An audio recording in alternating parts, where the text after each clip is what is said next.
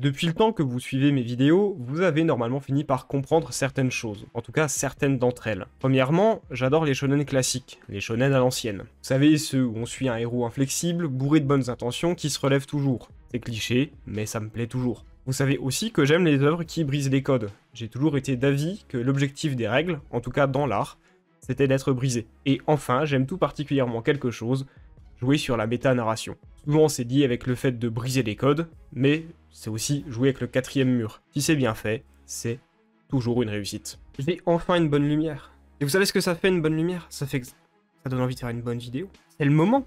Partons, allons-y. Le gros problème avec la liste que je viens de vous donner, c'est qu'on le remarque très vite. Il y a des règles et certaines de mes appréciations qui ne vont pas ensemble. C'est très compliqué de faire un shonen parfaitement classique et de briser les codes. C'est même impossible en fait, pour ainsi dire. Ça ne marche pas. Tantôt vous pouvez briser les codes avec la méta-narration, ça c'est même tout à fait naturel, mais ce que je vous dis là, réussir à faire un shonen classique en brisant les codes, c'est dur. C'est plutôt dur. C'est même, pour ainsi dire, presque impossible. Soit on a une œuvre qui suit le classique en étant une œuvre tout à fait classique, soit on a une œuvre qui brise les codes du shonen, et là vous vous retrouvez avec One Punch Man. Mais c'est différent, c'est parce que One Punch Man ne suit pas le schéma d'un shonen traditionnel. On a donc dû faire avec cette fatalité pendant un certain temps. Il n'y aura aucun shonen classique qui arrive à briser les codes en étant bon. Faudra faire 100. Enfin, c'est ce que je pensais jusqu'à ce que je pioche dans un des mangas de ma liste de lecture. La réponse était non pas dans le futur, mais bien dans une œuvre qui a maintenant plus de 10 ans. J'ai commencé Medaka Box. Pour beaucoup d'entre vous ici, vous allez avoir besoin d'un synopsis. C'est obligatoire. Pourquoi vous allez avoir besoin d'un synopsis? Parce que Medaka Box, c'est pas très connu en France. Ça a pas eu un succès retentissant. Je trouve ça dommage, c'est vrai. Et faut être honnête, je pense que si le manga était sorti aujourd'hui, il aurait eu plus de succès chez nous. C'est que du feeling, hein, mais le manga commence en 2009 et se termine en 2013. On n'est clairement pas au moment où les mangas ça marche pour le mieux en France. C'est même plutôt une période de creux. Sachez quand même qu'en nombre de tirages, le manga est apparemment aux alentours de Vinland Saga ou Hell's Paradise, donc c'est pas un flop. Clairement pas. En plus de ça, le manga est quand même paru dans le Jump. C'est un peu connu le Jump quand même. Ça, c'était la présentation rapide. Et dites-vous quelque chose, le synopsis, il va être tout aussi court. Le synopsis sera tout aussi court. Mais vous comprendrez très vite pourquoi. On va suivre l'année scolaire de Medaka Kurokami et de son ami d'enfance, Zenkichi Itoyoshi. Ils viennent d'entrer au lycée et font partie du conseil des étudiants. Et leur année scolaire va être quelque peu mouvementée. Et je ne vais rien vous dire de plus. Je ne voudrais pas d'éléments supplémentaires. Contentez-vous de ça. Ah, par contre, petite info, il y a des chances, il y a beaucoup de chances que vous connaissiez l'homme qui est derrière le scénario de Medaka Box, l'homme qui a écrit Medaka Box. Parce que ce mec, c'est Nishio Ishin. Alors là, vous êtes en train de vous dire, qui c'est? Oui, parce que les noms des auteurs, on les connaît pas spécialement. Sauf que si je vous dis que Nishio Ishin, c'est Monogatari, la série des Monogatari, ouais, tout de suite ça vous secoue un petit peu plus. D'ailleurs, excusez-moi, hein, j'ai jamais vu les Monogatari. Tout ce que je sais de ce qu'on en a dit, c'est que c'est plutôt barré. Et vu Medaka Box, je veux bien croire que c'est barré. Est-ce que vous voulez une info supplémentaire dont on se fout? Cette vidéo a été très dure à écrire. Et déjà, on dirait que j'ai les dents super jaunes. Hein, c'est magnifique. C'est le souci de la lumière qui flash comme ça. La lumière, c'est une lumière chaude. Donc la lumière chaude, ça, on voit que mon visage il est plus rouge que d'habitude. Je me brosse les dents, rassurez-vous. Dites-vous quand même que écrire cette vidéo, c'est difficile. Parce que vous faire plonger, vous faire entrer dans l'univers de Medaka Box, c'est vous faire entrer dans un rêve fiévreux. C'est très dur de faire comprendre ça à quelqu'un, c'est très dur de raconter ça à quelqu'un. Donc tout ce que vous aurez dans la vidéo là, c'est qu'un aperçu, c'est que mes ressentis, ça s'arrête là. Donc je vais vous inviter à aller lire, évidemment. Ça vaut le coup d'œil, sinon je ferai pas une vidéo dessus. En français, on dirait que Medaka Box, c'est une œuvre qui fait dans la surenchère. Mais c'est plus que ça. C'est l'expression anglaise over the top. Toujours plus fort, toujours plus loin, toujours plus barré. Et sincèrement, ça m'a fait tomber amoureux du manga. Parce que le manga a une maladie, et sa maladie, c'est d'être un shonen, mais de beaucoup trop l'assumer. Vous allez avoir l'impression de vous bouffer un nanar totalement assumé, et ce de bout en bout. Et vous le savez parce que je vous en ai déjà parlé, les shonen récents, ils font une certaine course au réalisme. C'est comme ça, il y a une course au réalisme, on essaie de faire des œuvres plus sombres, on essaie de faire des œuvres plus sérieuses, on essaie de faire des œuvres qui critiquent le monde et la société, mais dans Medaka Box, tout ça, on s'en fout. Genre, la question pourquoi tu veux être une bonne personne, pourquoi tu veux faire le bien, bah pourquoi pas? Pas besoin d'une autre raison. Medaka, c'est ce qu'on appelle un anormal. Les anormaux, c'est des gens qui parviennent toujours à des résultats exceptionnels, peu importe ce qu'ils font. C'est clairement la maladie du protagoniste de shonen, hein. C'est la maladie d'un personnage principal. Tout finit par lui réussir. Mais là, c'est poussé à quel point? Toujours trop loin. Le personnage principal, au début, tu le vois faire du vélo pour monter des escaliers en dribblant des mecs autour. Et tout le monde dans le lycée se dit que c'est normal. C'est normal de voir la présidente du conseil des élèves taper un sprint à la vitesse du Usain Bolt, parce que c'est la présidente du conseil des élèves. Et c'est elle. C'est le protagoniste, c'est normal que ça arrive. Vous voyez le cliché légendaire, celui où tu sais, t'as un gros zoom sur la tête du personnage avant qu'il fasse une déclaration de fou furieux. Vous allez vous en bouffer plein. C'est ça tout le temps, tout le long. Vous allez voir ça tout le temps. Parce que Medaka Box, c'est ça exclusivement. C'est ça de A à Z. Tout le manga, c'est ça. Le temps. Tout est débilement plus, tout est débilement trop. Ça ne s'arrête jamais. Le personnage principal est milliardaire dès 15 ans, héritière d'un groupe, gentille, intelligente, surpuissante, douée en cours. En fait, Medaka, c'est la définition même d'une Marisu. Elle a tout pour l'être. Elle a tout pour elle. Et si vous savez pas ce que c'est qu'une Marisu, au passage, c'est un personnage qui est idéalisé, trop bon en tout point, trop fort, trop exceptionnel, à un point où ça le rend même frustrant et désagréable. Mais dans ce manga, c'est pas désagréable. Pourquoi? Parce que une Marisu est désagréable quand c'est la seule à l'être. Quand c'est le seul personnage surpuissant de l'œuvre. Sauf que là, tous les personnages le sont. Tous les personnages sont des Gary ou des Marisu. Sans exception. Zenkichi, on te le vend comme le personnage moyen de base, un mec tout ce qu'il y a de plus lambda et banal. Bah ouais, ok, mais tu vas le voir escalader des murs de bâtiments entiers à main nue en portant quelqu'un sur le dos. Le mec H24, il te sort des phrases de giga lover, je vous jure que vous avez l'impression de voir le giga Chad en la personne d'un lycéen de 15 ans seulement. Et si vous trouviez pas ça assez abusé, vous voulez encore plus d'exemples de personnages totalement barrés comme ça, parce que tout le manga c'est ça, je peux vous en trouver encore plein.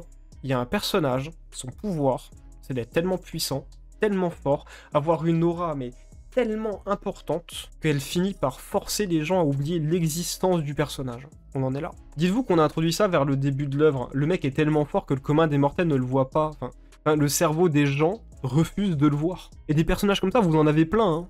Mais je vais vous en parler, vous inquiétez pas. Le manga, c'est littéralement un shonen slice of life dans un lycée où les personnages sont un peu barrés, un peu fous, etc. Avec ses clichés et tout. Sauf que, il y a un moment où le scénariste, le mangaka s'est dit « Ok, on s'en fout du réalisme, c'est un manga. Si je poussais tout au maximum, mais genre vraiment, tout est irréaliste au possible, les lycéens sont tous surdoués au point de pouvoir changer le monde en un claquement de doigts, mais personne ne le fait. La raison ? C'est un manga, pourquoi t'as besoin d'une explication? Ça flinguerait l'œuvre. Le conseil des étudiants a plus de pouvoir que l'ONU et le lycée se fait détruire tous les 2 jours. Bah on s'en fout.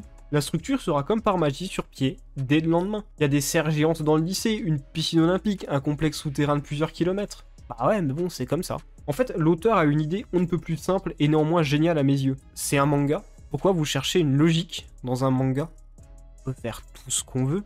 Et c'est pour ça que je vous dis que Medaka Box, c'est un shonen tout ce qu'il y a de plus classique, mais qui a en même temps réussi à briser les codes. Le manga a tellement respecté les codes à la lettre, il les a tellement poussés à l'extrême de leur capacité, qu'ils ont fini par exploser. C'est comme si on avait surchargé le shonen. Toutes les règles ont été si religieusement respectées que ça les rend limite incompréhensibles et insensées. Tout est à un point de non-retour. Et vous savez comment on repousse l'impossible? Comment on le brise encore plus les codes? En introduisant un personnage qui a comme pouvoir d'avoir 10 puissance 16 pouvoirs. Non, je ne blague pas. Et vous faites en sorte de faire que ce personnage a conscience d'être dans un manga. Là, c'est du génie. Parce que, évidemment, il a 10 puissance 16 pouvoirs, donc il sait tout. Il a conscience de tout, il a conscience de lui-même. Et donc ce personnage peut briser le 4e mur autant qu'il veut. Et vous allez avoir plein de méta-références. Dites-vous quand même que le manga fait des références et parle de Dragon Ball au moins une fois par tome. L'auteur, en fait, est passionné de ça. Ça se voit, il aime trop ça. Du coup, il veut en faire des petits clins d'œil partout. Encore une fois, si tu dis ça, tu perds tout intérêt, normalement. Comment diable un personnage pareil peut fonctionner, il va ruiner toute l'œuvre. Ben ouais, sauf que si tu décrètes que sur la plupart des combats, le personnage a la flemme de se battre parce que ben ça l'amuse pas, bah ça passe. Y a pas besoin de chercher une vraie raison ou un vrai prétexte. C'est ça qui est fou, je trouve. Vous créez des personnages qui sont tellement le paroxysme de tout. Vous créez des personnages qui sont tellement abusifs, qui sont tellement abusés, qui sont des clichés ambulants, qui sont totalement barrés en fait. Vous créez ça en permanence, tous les personnages sont comme ça. C'est toujours dans l'exagération. Et ben, paradoxalement, vous finissez par faire en sorte que ces personnages soient plus crédibles et plus humains que certains personnages d'autres mangas qui se veulent réalistes. Ça, c'est très fort. C'est vraiment très très fort. On finit presque par avoir l'impression nous-mêmes que les personnages se jouent du scénario et que c'est ce dernier qui est censé trouver un moyen de suivre les personnages. Pas l'inverse. C'est incroyable parce que c'est une lecture dans laquelle vous allez vous plonger corps et âme en ayant en permanence ce rappel et cette sensation. C'est impossible, c'est bête, c'est exagéré. Vous lisez un manga, tout est exagéré. Vous savez que vous lisez quelque chose qui ne vaut rien, qui est bizarre, qui ne fait aucun sens, et vous allez adorer ça. Un des exemples qui m'a le plus marqué, c'est que dans le manga, il y a beaucoup trop de lolis. T'as des persos qui ont 16 ans, qui font des promesses de mariage, t'as des persos beaucoup trop mineurs qui se foutent à poil à l'âge 24. Et en temps normal, j'aurais boycotté l'œuvre de toutes mes forces. J'aurais pesté, hurlé, craché sur l'œuvre, critiqué comme pas permis, et dans ce manga, ça m'a même pas choqué. Non mais c'est fort, hein, ça m'a même pas choqué. Parce que de toute manière, rien ne fait sens. Tout est immoral, tout est à remettre en question. Ça ne vaut rien, ça ne rime à rien, ça ne vaut rien. C'est nul. Tout est bête, tout est exagéré, tout est abusé. Mais dans la diégèse de leur monde, dans leur logique, c'est normal, c'est acceptable. Alors, ça veut pas dire du tout que je suis d'accord avec ces pratiques ou ces idées, hein. Loin de là, vous vous en doutez. Mais dans un manga pareil, il arrive à vous regarder droit dans les yeux en disant « Bah ouais, ça fait pas sens, bah ouais, c'est dégueulasse, mais de toute façon, rien ne fait sens dans ce que tu lis. Donc pourquoi ça ferait sens? Y a pas besoin. » T'es presque condamné à l'accepter en fait. On te sort de ta zone de confort et de ta propre moralité pour te forcer à comprendre et à entrer dans celle du manga. C'est vraiment, je trouve, super fort de la part d'un auteur de réussir à faire ça. Ne cherchez rien de logique. N'essayez même pas de savoir où le manga veut vous emmener en fait. Acceptez-le. C'est tout. Les morts reviennent à la vie, on peut faire disparaître des blessures mortelles par magie. Mais juste parce qu'on a envie de le faire. T'as 15 ans, tu vas déjà sauver le monde 3 fois. Tu peux aller sur la lune si tu veux même. T'auras même le droit d'y respirer, tiens. On peut marcher sur les murs, on a des trillions de pouvoirs. Ouais.